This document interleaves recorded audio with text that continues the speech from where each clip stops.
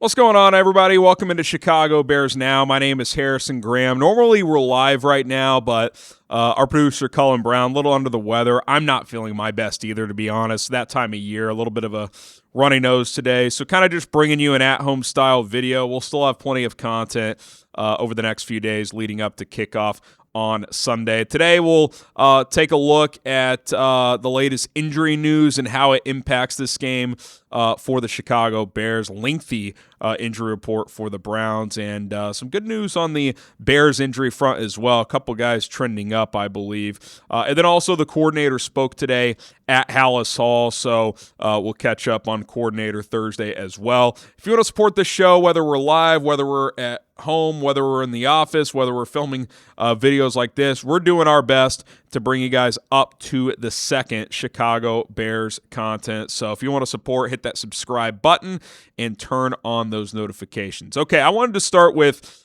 Dennis Allen here, and he kind of piggybacked on Ben Johnson, complimenting Browns quarterback Shedeur Sanders, saying he's a guy who's playing with some swagger and moxie and that he's brought some excitement to that football team. And I completely agree. I mean, look, he's a rookie quarterback. There's been some ups and downs, but I've said it on this show. I've said it on my other channel, 4 Verts, when I've talked about the Browns. There's no questioning that he brings more juice to that team and to that offense than Dillon Gabriel was. He might be a little more reckless with the football with Dillon Gabriel, but he'll at least push the ball down the field some. He'll take some chances. They've generated more explosive plays in the passing game with Shedeur Sanders than they were with Dillon Gabriel. Allen talked about his ability to extend some plays, which is something that Ben Johnson mentioned as well. You know, he's not Caleb Williams with his, elite twitchiness and speed as an athlete, but he can get out of dodge and make some plays. So I do think the Bears are taking him seriously.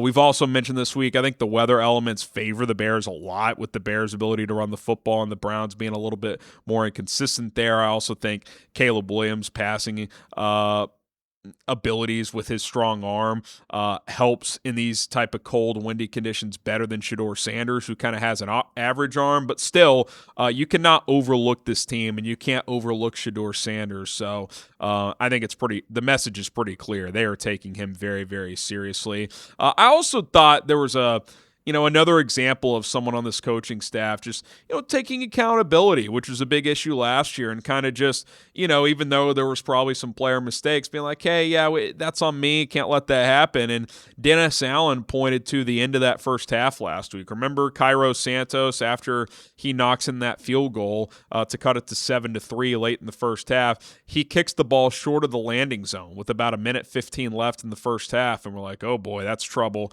And what happens? The Packers hit a couple big plays and score a touchdown late in the first half to go up to 14-3. Huge moment in the game. And Dennis Allen said, look, that's on me. I got to put us in better situations, better coverage look. I got to teach that better, because remember, they went to a blitz look and it just did not work out. And, there's probably some player mistakes that are happening there, but Dennis Allen saying at the end of the day, I coach these guys, I put them in position, I've got to make a better call. Now, the reality is it's on everyone. He probably didn't make his best call. They didn't execute. Packers did. You tipped their cap to them as well. But I just think it's refreshing that this coaching staff is very tough on this team, very tough on their players. They have a high standard, but they have no problem pointing the finger at themselves when something doesn't work out. So I just think there's good leadership from the top down on this football team right now, and that is very, very refreshing and something that is greatly appreciated by me, and I know a lot of you guys as well. A theme of this week, too, at Halas Hall has been the idea of starting faster, right? And that's more so offensively. Last week, the passing game couldn't get going.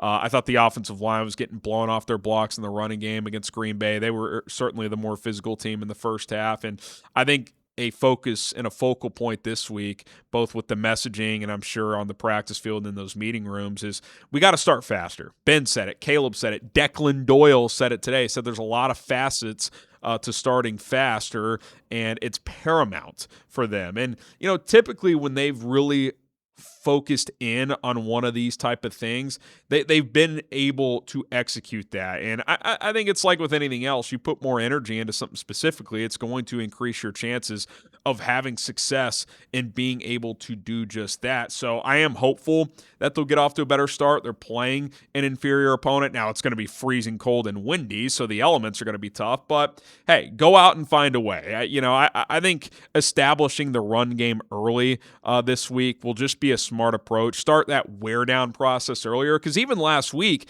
even though the Bears did not have much success at all offensively in the first half, they were still able to wear down a very good Green Bay Packers team and a very good defensive front by the end of the game. Micah Parsons had his hands on his hips on the sideline in critical moments down the stretch last week. So if you can try to do that again from drive A this week and get that kind of wear down process started earlier, that's only going to increase your chances of having success over 60 minutes. Myles Garrett, I think getting the run game going can help neutralize him a little bit as well. So I think, just getting Caleb into a rhythm, finding success on the ground, I think doing that earlier in this game, they're going to do everything they can to make that happen.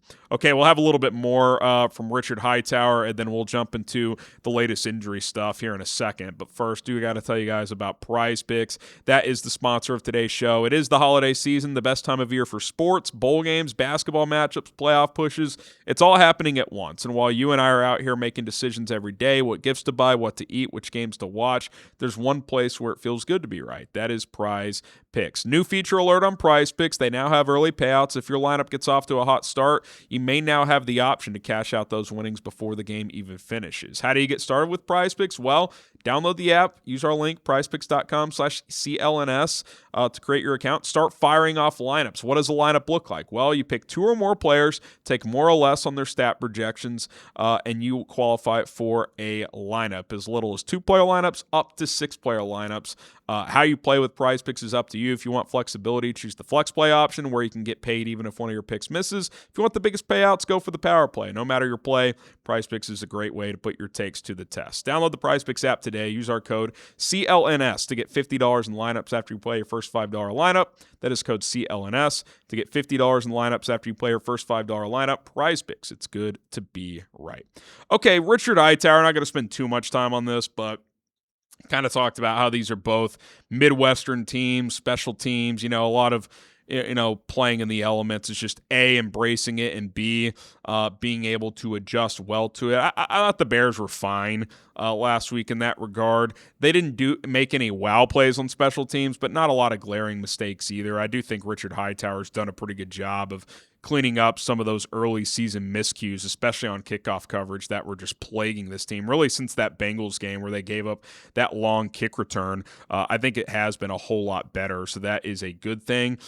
So hopefully that can continue. You'd like to get more in the kickoff return game. I meant kickoff coverage a minute ago. You'd like to get more out of the kickoff return game moving forward, just because you're not getting a ton of juice here. I mean, obviously, Devin Duvernay had that big one against the Vikings to help win that game. But in general, you're not getting many returns past the 30. So it'd be nice to pop a couple this week. So we'll see if they can do that. Let's get to the injury news of the day. For the Bears, it's pretty light, which is a nice change of pace. Kyler Gordon and Travis Homer did not practice. Gordon with that groin, we've talked about him this week. I have no expectations for him playing the rest of the season. We'll see if they put him on IR or not, but I would not be shocked if that happened. Travis Homer, obviously key special teamer, so we'll keep an eye on that with that ankle, but not the end of the world if he were to miss this game. 3 guys limited. Rome Odunze with that foot, Tyrique Stevenson with that hip, and then Olamide Zaccheaus with that hamstring. They were all listed limited yesterday. Yesterday was an estimation as they did a walkthrough, but they did practice today. There were some clips of Rome running some routes, so I do think he's trending up. Tyrique is trending up. Those are 2 key players that you want to get back. Obviously, that cornerback room is crowded, but Nick McLeod has still been rotating it a little bit for Jaylon Johnson, who hasn't been quite full throttle in terms of snap count. So, if he's not full go, you'd certainly like Tyrique Stevenson out there eating some of those snaps. So we'll see if he's back this week or if they try to hold him out another week and save him for Green Bay. Same with Rome Odunze. Had the Bears won last week, you would think they'd play it on the safer side, but with all these games mattering, I kind of expect them to go if they are able to. So we'll keep an eye on both of those. And if Olamide Zaccheaus couldn't go for whatever reason, between him and Rome, you'd like to have one of those guys available just from your depth at wide receiver. So we'll keep an eye on that. Jaylon Johnson, Ruben Hyppolite, both full participants. So good sign there. Now the Browns, their injury report is crowded. All DNPs for the following players. Guard Joel Bitonio with the knee in a back. Tackle Jack Conklin, who's in the concussion protocol, so they might be without him. Rookie defensive tackle Mason Graham with a rib injury. Fellow defensive tackle Aiden Huntington with the quad. Tight end David Njoku with the knee injury. Rookie running back Dylan Sampson with a calf and a hand injury. Wyatt Teller, who's already been ruled out, I believe, with a calf injury. Cedric Tillman, the receiver, concussion protocol. Denzel Ward with the calf injury, DNP. A lot of those soft tissue, too. You're about to play in freezing conditions. Not a great spot to return if some of those guys are available. Bunch of guys limited too. Tight end Brendan Bates. Remember him? He was with the Bears in training camp last year dealing with an ankle. Cornerback Tyson Campbell with the shoulder. Wide receiver Malachi Corley. Concussion protocol was limited, so it sounds like he's trending up. Grant Delpit, defensive back. Illness / groin. DNP yesterday, limited today. Shelby Harris, new addition today, limited. And he was full yesterday, so did he get banged up in practice? Deja vu, Tevin Jenkins didn't have a designation yesterday, limited today, so did he get banged up in practice? We know he's certainly capable of suffering injuries. And then Carson Schlesinger has been limited with an ankle. I expect him to play. Deshaun Watson, whose practice window was open, but he's not going to play, was limited. And then guard Zach Center was limited, as was Rayshawn Jenkins with a glute.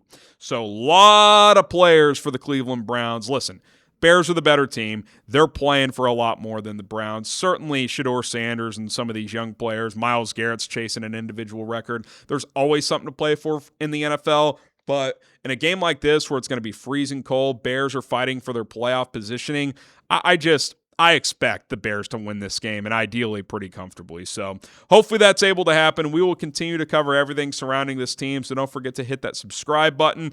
Drop your score predictions in the chat as well. Bears, Browns, who do you got winning? I've got the Bears 27-17. We'll have a full preview with our Browns report host, by the way, Joey O'Donohue. That's going to drop, I believe, on Friday morning, so subscribe and be on the lookout for that. That's going to do it for this video today. More to come. Bear down.